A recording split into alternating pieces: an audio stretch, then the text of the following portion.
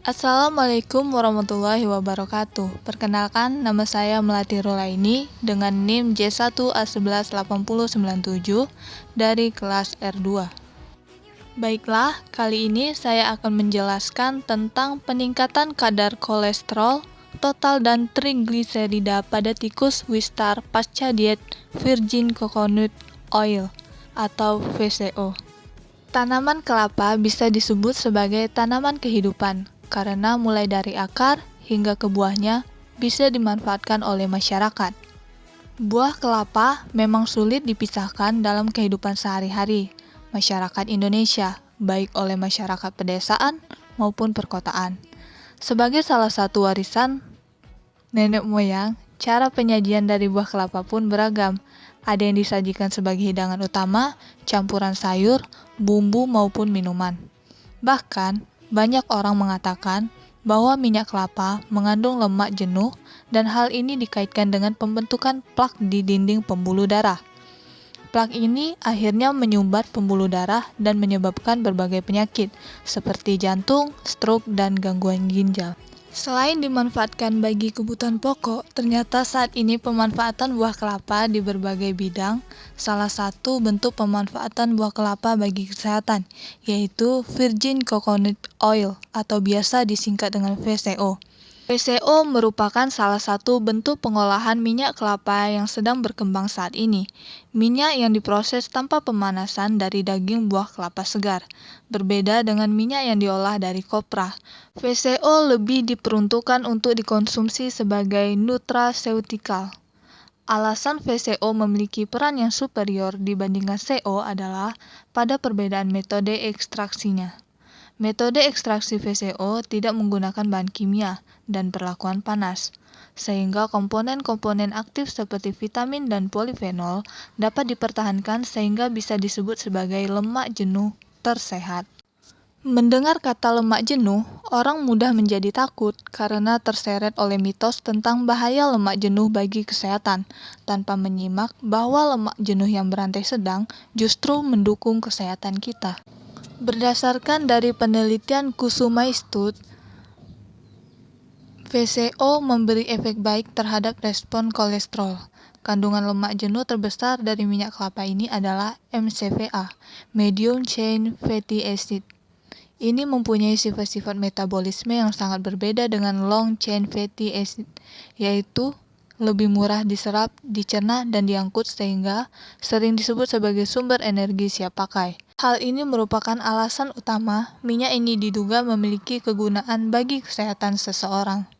Dan kemudian, penelitian dari Helmizer, pemberian VCO pada tikus hiperkolesterolemikemik dapat menurunkan kadar kolesterol total darah, LDL darah, dan peningkatan HDL guna menilai peran fungsional VCO terhadap profil lipid manusia. Beberapa peneliti telah menguji kemampuan VCO dalam memperbaiki profil lipid pada hewan percobaan, khususnya tikus. Bahwa VCO mempunyai peran yang lebih baik dari CO dalam menurunkan kadar kolesterol total, triacylglycerol, fosfolipid, LDL, FLDL, serta mampu meningkatkan kolesterol HDL pada serum dan jaringan tikus. Metode yang digunakan yaitu studi kuasi eksperimental dengan rencanaan pretest post-test group with control design. Sampel dihitung dengan menggunakan rumus Federer. Jumlah sampel minimal per kelompok adalah 8, sehingga total seluruh tikus yaitu yang dipergunakan adalah 16 ekor. Kriteria inklusi yaitu tikus Wistar jantan, umur 14 sampai 18 minggu, berat badan 140 sampai 190 gram, telah diberikan diet Virgin Coconut Oil atau VCO selama 30 hari, dan tikus aktif yang sehat. Tikus dibagi menjadi dua kelompok, yaitu kelompok pakan standar dan kelompok pakan hiperkolesterolemik.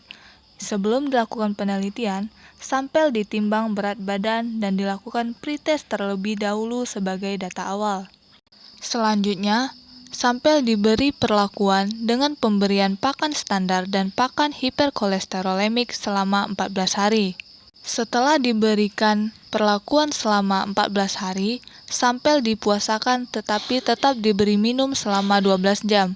Dan di hari ke-15, sampel diambil darahnya untuk diperiksa kadar kolesterol total dan trigliserida. Setelah semua data terkumpul, maka dilakukan analisis data penelitian.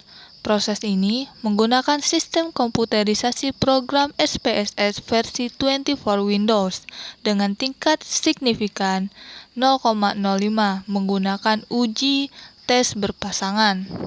Berdasarkan hasil penimbangan, berat badan kedua kelompok perlakuan mengalami peningkatan yang mana ditampilkan pada tabel berikut. Kelompok pakan pertama yaitu kelompok pakan standar. Berat badan tikus sebelumnya yaitu kurang lebih 160,12. Dan kemudian berat badan tikus sesudah diberikan pakan standar yaitu sebesar 170,50 gram. Yang kedua yaitu kelompok pakan hiperkolesterolemik. Berat badan tikus sebelumnya yaitu 160,75. Dan kemudian berat badan tikus sesudah diberi pakan hiperkolesterolemik, tikus memiliki berat badan 174,25 gram. Adapun hasil perhitungan kadar kolesterol total dan trigliserida pada kelompok perlakuan ditampilkan pada grafik berikut. Kadar kolesterol total tikus pre-diet dengan pakan standar sebesar 55,94 mg per dl. Sedangkan tingkat trigliserida pre-diet dengan pakan standar sebesar 168,62 mg per dl. Selanjutnya, kadar kolesterol total tikus post dengan pakan standar sebesar 58,41 mg per dl. Dan tingkat trigliseridanya yaitu sebesar 172,12 mg per dl. Sedangkan kadar kolesterol total pre-diet dengan pakan hiperkolesterolemik sebesar 57,66 mg per dl. Dan tingkat trigliserida pada pre-diet dengan pakan hiperkolesterolemik sebesar 176,57 mg per dl. Besaran kadar kolesterol total post-diet dengan pakan hiperkolesterolemik sebesar 73,71 mg per dl. Sedangkan tingkat trigliserida pada post-diet pada pakan hiperkolesterolemik sebesar 189,84 mg per dl. Dari hasil analisa data, diketahui terjadinya kenaikan rata-rata berat badan pada kedua kelompok tikus, di mana pada kelompok pakan standar mengalami peningkatan rata-rata kenaikan berat badan pada kelompok pemberian pakan standar sekitar 6%. Sementara itu, pada kelompok pakan hiperkolesterolemik mengalami peningkatan rata-rata sebesar 8%. Hal ini disebabkan karena asupan pakan hiperkolesterolemik yang diberikan pada kelompoknya sehingga meningkatkan kolesterol dan trigliserida dan menghasilkan lemak yang lebih banyak yang disimpan di dalam tubuh sehingga menyebabkan terjadinya peningkatan berat badan.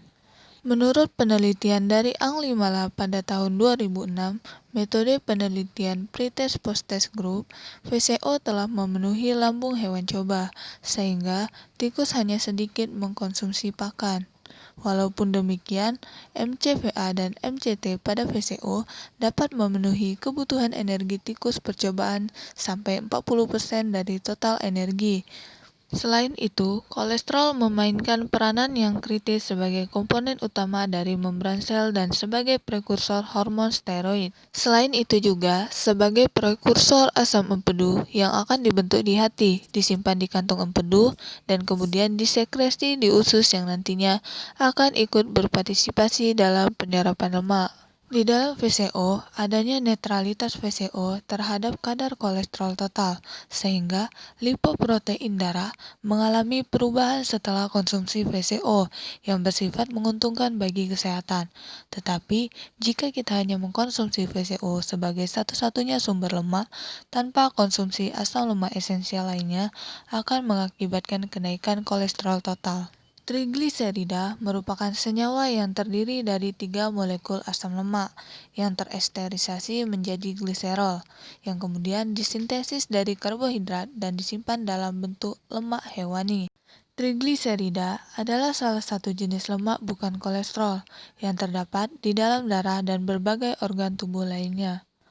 Dari sudut ilmu kimia, trigliserida merupakan substansi yang terdiri dari gliserol yang mengikat gugus asam lemak. Mengkonsumsi makanan yang mengandung lemak akan meningkatkan kadar trigliserida dalam darah dan cenderung meningkatkan kadar kolesterol.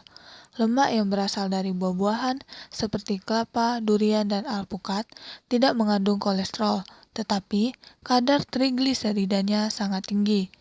Adapun kesimpulan yang didapat yaitu rata-rata kadar kolesterol total tidak mengalami kadar kolesterol total pada kelompok pemberian pakan dan tidak mengalami perubahan signifikan dengan P0,15 dan kenaikan rata-rata kadar kolesterol total sekitar 3%. Sedangkan pada kelompok pemberian pakan hiperkolesterolemik, keadaan kadar kolesterol total mengalami perubahan signifikan dengan P0,00 dan kenaikan rata-rata kadar kolesterol total sekitar 26%.